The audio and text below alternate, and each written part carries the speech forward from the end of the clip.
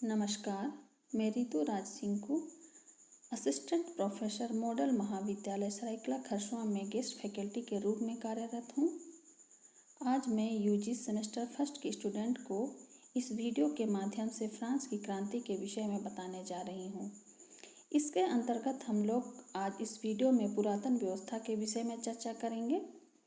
क्रांति से पूर्व फ्रांस की जो शासन व्यवस्था थी उसे ही पुरातन व्यवस्था कहा जाता है और इस वीडियो में हम लोग फ्रांस की क्रांति से पूर्व फ्रांस की राजनीतिक स्थिति, धार्मिक स्थिति, सामाजिक एवं आर्थिक स्थिति के विषय में चर्चा करेंगे। फ्रांस की क्रांति 1789 ईस्वी की क्रांति से पूर्व फ्रांस की स्थिति। मध्ययुगीन यूरोप के अधिकांश देशों में सामंती व्यवस्था विद्यमान थी। फ्रांस भी इन्हीं देशों में से एक था। आधुनिक युग के प्रारंभ होने के साथ ही सामंती व्यवस्था समाप्त होने लगी तथा उसके स्थान पर शक्तिशाली राजवंशों का शासन प्रारंभ हो गया।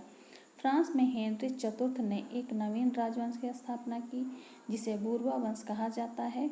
इस वंश ने फ्रांस में लगातार 2 शताब्दियों तक कुशलतापूर्वक शासन किया। हेनरी चतुर्थ के पश्चात लुई 13वां शासक बना जिसका शासनकाल 1610 से 1643 ईस्वी तक है। यह एक निरंकुश शासक था और फ्रांस के संपूर्ण अधिकारों को उसने अपने हाथों में लेने का प्रयास किया। लुई 13वां के पश्चात लुई 14वां शासक बना और इनका शासनकाल 1643 ईस्वी से 1715 ईस्वी तक है और यह राजा के दैवीय अधिकारों में विश्वास रखने वाला व्यक्ति था। इसने अपनी शक्ति के बल पर यूरोप में फ्रांस को उच्च स्थान प्रदान कराया। लुई 14वां के पश्चात लुई 15वां शासक बना।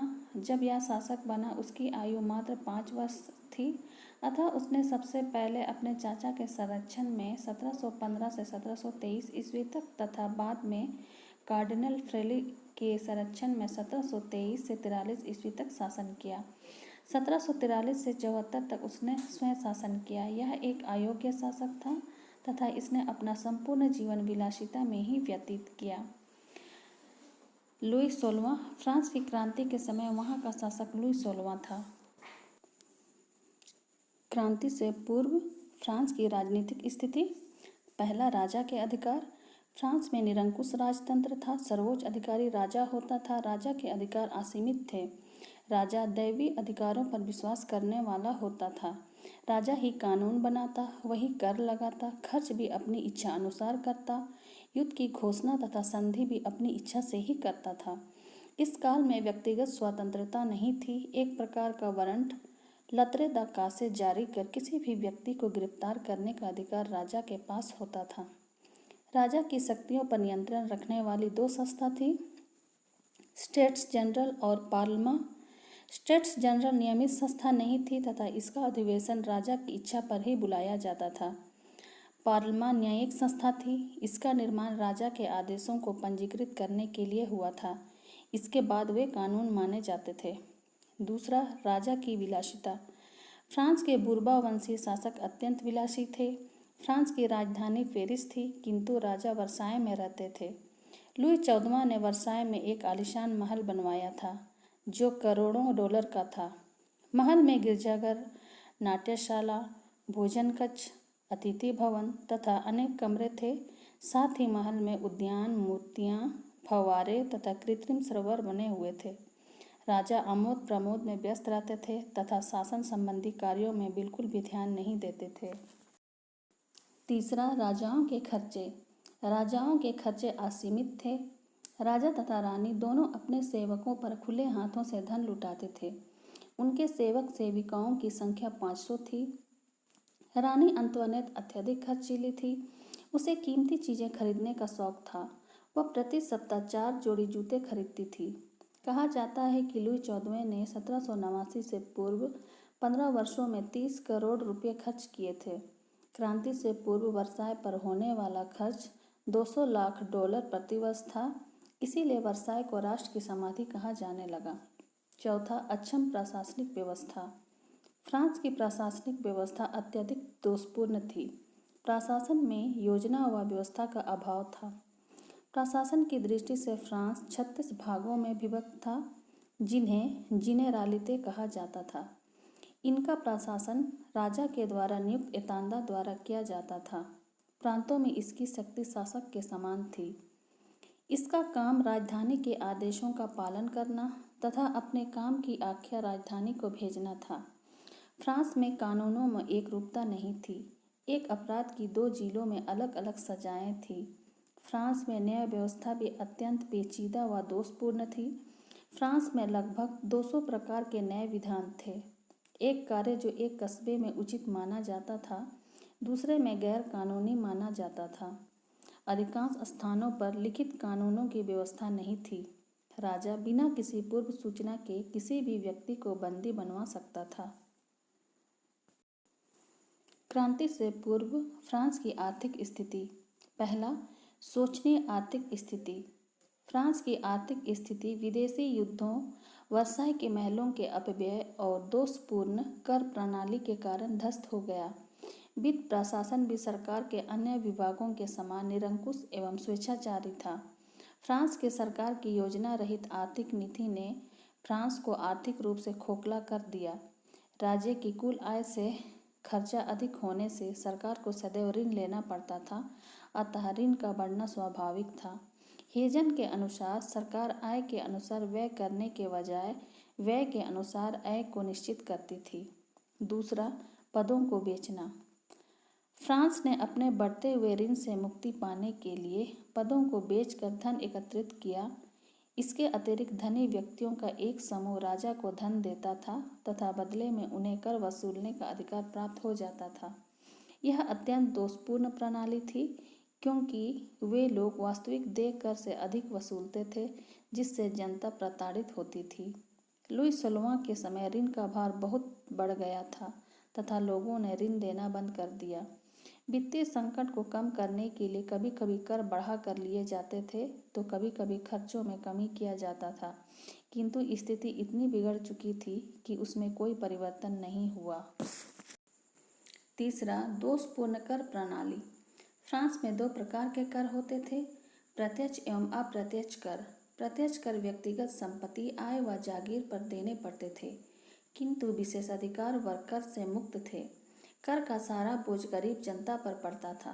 कर व्यवस्था पूर्णतया पक्षपात पर आधारित थी।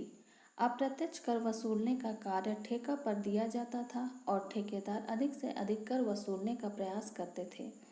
गेबेल एक नमक कर था। इसके अंतर्गत 7 पाउंड नमक प्रत्येक व्यक्ति को वर्ष में खरीदना आवश्यक था। तीसरा, क्रांति से पूर्व फ्रांस की सामाजिक स्थिति। 18वीं शताब्दी में फ्रांस का सामाजिक ढांचा अत्यंत दोषपूर्ण था। फ्रांसीसी समाज 2 प्रमुख वर्गों में बटा हुआ था। पहला, सुविधा प्राप्त वर्ग, जिन्हें हर प्रकार के विशेषाधिकार प्राप्त थे। इस वर्ग में पादरी व कुलीन अथवा सामंत आते थे। दूसरा, सुविधा विहीन वर्ग। इस वर्ग को किसी प्रकार की सुविधाएं प्राप्त नहीं थी तथा इनका जीवन बहुत ही कष्टदायक था। इस वर्ग में जनसाधारण आता था। सुविधा प्राप्त वर्ग को भी 2 भागों, पादरियों एवं सामंतों में बांटा गया था। इस प्रकार फ्रांसीसी समाज में प्रमुख रूप से 3 वर्ग थे, पादरी, सामंत, कुलीन तथा जनसाधारण। इनको क्रमशः प्रथम स्टेट, द्वितीय स्टेट तथा तृतीय स्टेट कहा जाता था। पहला, पादरी वर्ग। पादरी वर्ग प्रथम स्टेट के अंतर्गत आते थे। समाज में इन्हें सर्वोच्च स्थान प्राप्त था। पादरी अत्यंत अमीर एवं विलासी जीवन जीते थे। फ्रांस की कुल भूमि का 1/5वां भाग इनके अधीन था। ये टाइथ नामक धार्मिक कर वसूलते थे, जो उपज का 10वां भाग होता था। चर्च की वार्षिक आय लगभग $10 करोड़ थी, किंतु चर्च की आय का बहुत बड़ा भाग बड़े अधिकारियों के व्यक्तिगत खाते में चला जाता था। दूसरा जो वर्ग था वह कुलीन वर्ग था। यह द्वितीय स्टेट के अंतर्गत आता था। इस वर्ग में सामंत, राज दरबारी तथा बड़े बड़े सरकारी अधिकारी आते थे। फ्रांस की भूमि का 1/4 भाग इनके अधीन था। ये वर्ग अत्यंत विलासितापूर्ण जीवन जीते थे। सामंतों के भी 2 वर्ग थे, सैनिक सामंत और न्यायाधीश। सैनिक सामंत 2 प्रकार के थे, दरबारी सामंत तथा प्रांतीय सामंत। दरबारी सामंत शानो शौकत वाली जिंदगी जीते थे तथा राज्य के अधिकांश उच्च पदों पर उनका अधिकार था। न्यायाधीश सामंत अन्य सामंतों की तुलना में उदारवादी था तथा समय समय पर राजा व सरकार के कानूनों का विरोध भी करते थे। कुलीनों को अनेक विशेषाधिकार प्राप्त थे। ये किसानों से कर वसूलते थे। कुलीनों के विशेषाधिकार और उत्पीड़न ने साधारण लोगों को क्रांतिकारी बनाया था। तीसरा, तृतीय स्टेट। पादरी व सामंत वर्गों के अतिरिक्त फ्रांस की शेष जनता तृतीय स्टेट के अंतर्गत आती थी। इस वर्ग को किसी प्रकार के अधिकार प्राप्त नहीं थे। यह वर्ग प्रमुख रूप से 3 भागों में बटा था। पहला, मध्यम वर्ग। फ्रांस में मध्यम वर्ग को बुर्जुआ वर्ग कहा जाता था। धनी, शिक्षित, अध्यापक, साहित्यकार, इंजीनियर व अन्य बौद्धिक लोग इसी वर्ग में आते थे। इस वर्ग के लोग पुरातन व्यवस्था का विरोध करते थे। इस वर्ग को कोई राजनीतिक अधिकार प्राप्त नहीं था और यह वर्ग राजनीतिक अधिकारों को प्राप्त करना चाहता था। फ्रांस की क्रांति में मध्यम वर्ग का प्रमुख योगदान रहा। दूसरा, शिल्पकार। शिल्पकार वर्ग भी तृतीय स्टेट के अंतर्गत आता था। यह वर्ग शहरों में निवास करता था तथा अनेक श्रेणियों में विभक्त था। सरकार की ओर से शिल्पकारों को भी किसी प्रकार की सुविधा प्राप्त नहीं थी। तीसरा, किसान। तृतीय वर्ग में सर्वाधिक संख्या किसानों की थी। किसानों का वर्ग सबसे अधिक शोषित एवं पीड़ित था। इन्हें अपनी कुल आय का आधे से भी अधिक भाग करों के रूप में देना पड़ता था। पुलों तथा सड़कों का प्रयोग करने पर भी उनसे कर लिया जाता था। उन्हें सामंतों को भूमि कर तथा चर्च को धर्मांश कर देना पड़ता था। किसान हमेशा आर्थिक संकट से ग्रस्त रहते थे तथा उनमें असंतोष की भावना बढ़ती जा रही थी, अतः क्रांति होना निश्चित था। क्रांति से पूर्व फ्रांस की धार्मिक स्थिति।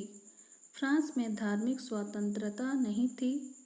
फ्रांस का राजधर्म कैथोलिक धर्म था। यहाँ प्रोटेस्टेंट धर्मावलंबियों के लिए कड़े दंड की व्यवस्था की गई थी। फ्रांस में यहूदियों के साथ भी दुर्व्यवहार किया जाता था।